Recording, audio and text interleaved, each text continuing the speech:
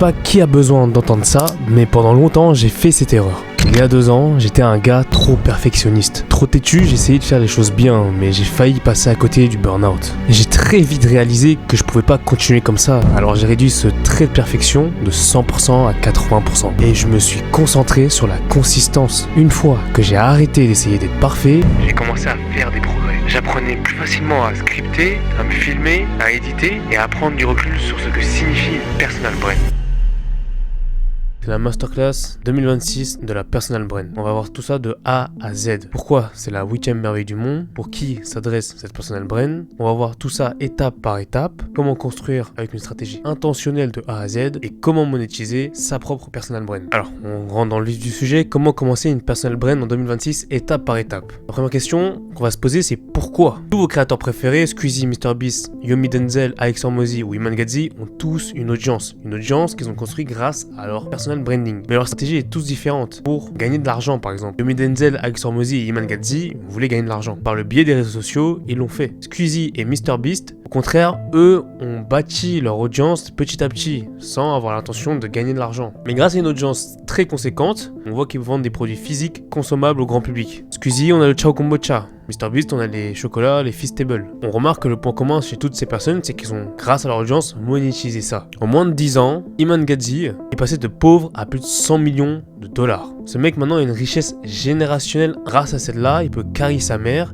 ses amis et toute sa vie entière. Grâce au réseau qu'il a réussi à faire tout ça, qui sont les ressources les plus précieuses au monde. Tous les créateurs, ils savent que nous vivons dans une économie de l'attention. L'attention, c'est la nouvelle monnaie. Regarde autour de toi. Les personnes les plus puissantes au monde profitent de l'économie de l'attention sous tes yeux. Pose-toi cette question. Pourquoi est-ce que tu vois des gens comme Donald Trump, Elon Musk devenir aussi actifs sur les réseaux sociaux et passer dans des podcasts comme The Joe Rogan Experience? Il y a quelques années, ils étaient connus pour leur richesse. Ils ne cherchaient pas à se connecter aux masses. Alors pourquoi maintenant? En fait, ils ont compris que plus d'attention attire plus de pouvoir, donc attire plus d'argent. Donald Trump a récemment remporté les élections présidentielles aux États-Unis. Mais avant tout, il l'a fait grâce à la personal branding qu'il a construit petit à petit. Elon Musk, il a fait grimper ses actions de Tesla à plus de 70%. Vous l'avez bien compris, une personal branding va surbooster tous vos projets à venir. Ok, maintenant on va se poser la question, c'est pour qui tout ça? Pourquoi tu ignores la plus grande opportunité de la décennie? Tu penses que tu as besoin de millions d'abonnés pour devenir riche. Tu penses que tu n'es pas assez intéressant. Tu ne sais pas par où commencer. Dans la vidéo d'aujourd'hui, je vais t'aider à résoudre ces problèmes. Aujourd'hui, je vais casser toutes les fausses croyances que tu as sur le personal branding. Et aujourd'hui, je vais te montrer ce qui compte vraiment quand tu construis une personal brand. Aujourd'hui, je vais te guider à travers mon processus en 4 étapes. Ok, la première étape qu'on va voir, c'est comment on va clarifier tes intentions. Une personal brand va surbooster tout ce que tu fais déjà ou tout ce que tu veux faire dans le futur, tant que tu construis ta marque avec la bonne intention. Dès le début, tu dois savoir quoi vendre, à qui et comment les attirer. Mais fais attention, le but n'a jamais été d'utiliser nos personal brands pour devenir célèbres. Tous vos créateurs utilisent leur personal brand pour devenir riches. Un certain niveau de fame est arrivé au passage. Mais l'intention, ça a toujours été de devenir riche. Et c'est le bon moment pour casser la plus grosse idée reçue sur le personal branding. T'as pas besoin de millions d'abonnés pour devenir riche avec une personal brand. Est-ce que tu préfères avoir 1 million de personnes qui te suivent, mais qui te suivent pour les mauvaises raisons, par exemple pour une personne qui danse sur des trends TikTok, ou alors tu préfères avoir plus de 5000 personnes qualifiées qui te suivent sur un sujet où tu parles d'investissement en bourse. Ces 5000 personnes, il y en a au moins 1000 ou 100 qui sont prêts à acheter chez toi. En réalité, tu as seulement besoin de quelques milliers des bonnes personnes. La deuxième étape, c'est choisis ta plateforme. Ok ? Une fois que tu as clarifié ton intention, l'étape suivante, c'est de trouver une plateforme sur laquelle la construire. En 2026, tu as une grande variété d'options. Tu peux aller sur Twitter, LinkedIn, YouTube, TikTok ou Instagram. Je veux que tu te poses ces 3 questions. Quelle plateforme correspond à ton intention ?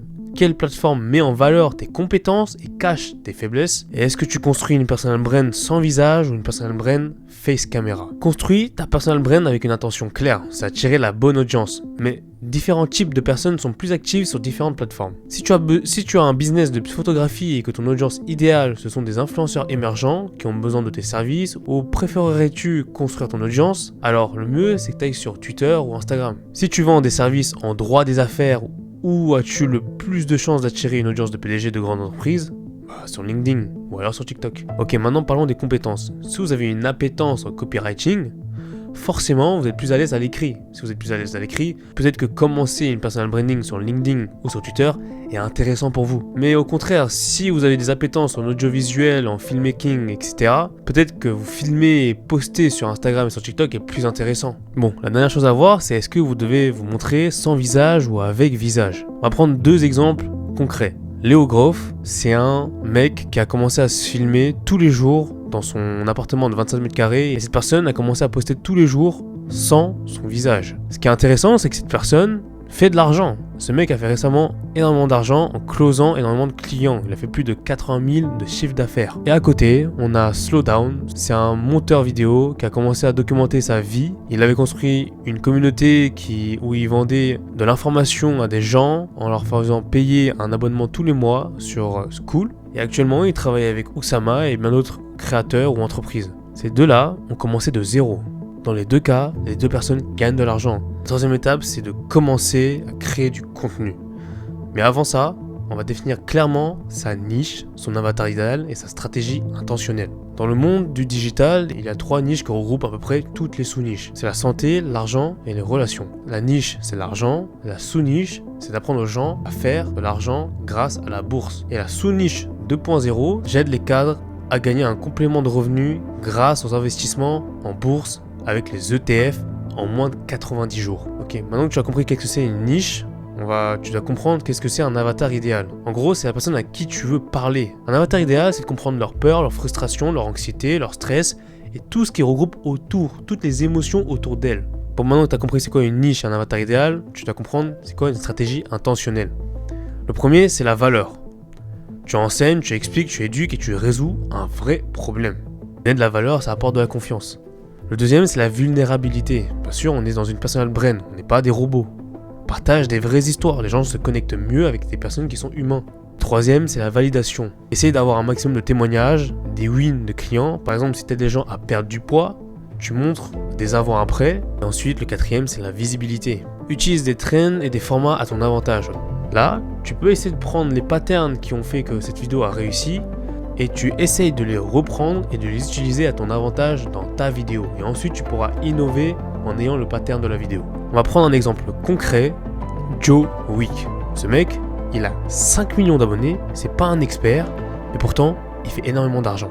Et tout ça, juste en postant des séances de hit, toutes simples, et en montrant aux gens comment cuisiner des repas simples et sains. Ce mec, c'est pas un bodybuilder professionnel, c'est pas un chef professionnel, c'est juste un gars normal. Il documente son parcours santé, qui a aidé les autres à faire la même chose grâce à son contenu. C'est juste un mec auquel tu peux t'identifier et qui sait comment faire passer les gens du point A au point B. Donc retiens bien, tu n'as pas besoin d'être un expert, mais tu as besoin de comprendre comment aider les gens et d'avoir juste une longueur d'avance sur eux. Et voilà, la dernière étape, la monétisation. Ok, une fois que tu as compris c'était quoi tes intentions, que tu sais par où commencer, quelle plateforme tu vas choisir et comment créer du contenu, mais rappelle-toi, le but, c'est pas d'être connu. Le but, c'est d'être riche. En 2026, tu as 1000 façons de monétiser ta personal brand. Plus tôt dans la vidéo, j'ai déjà expliqué comment construire une personal brand peut booster de fou ta carrière actuelle. Mais peut-être que tu as envie de t'éloigner de ce que tu fais en ce moment. Peut-être que t'es pas encore entrepreneur. Peut-être que tu détestes ton taf. Peut-être que tu veux juste lancer ta carrière en ligne. J'ai une bonne nouvelle pour toi. Tu repars de zéro. T'as une feuille blanche. Et quand t'as une feuille blanche, tu devrais vendre de l'information. Chaque personne qui regarde cette vidéo a obligatoirement acheté de l'information. Okay ? Quand je dis de l'information, ça peut être vendre du coaching en one-to-one, du coaching en groupe. Chaque personne qui regarde cette vidéo a obligatoirement acheté de l'information. Quand tu achètes un livre, tu achètes de l'information. Quand tu vas à l'école, tu achètes de l'information. Quand tu vas à l'université, tu achètes de l'information. Quand tu prends des cours de boxe, tu achètes de l'information. Maintenant que tu as compris dans quelle forme tu vas la monétiser, maintenant, grâce à l'IA, tu peux synthétiser un plan d'action hyper rapidement. Car c'est un cerveau qui regroupe toutes les études du monde, tous les articles du monde. Et grâce à toutes ces ressources que tu vas créer grâce à l'IA, tu pourras tout synthétiser. Le coaching one-to-one, c'est l'une des manières que les gens utilisent pour vendre de l'information. L'avantage, c'est que dans le coaching one-to-one, tu as plus de proximité, tu as plus de symbiose. La personne, tu pourras savoir exactement où localiser le problème et l'aider à la résoudre le plus rapidement possible.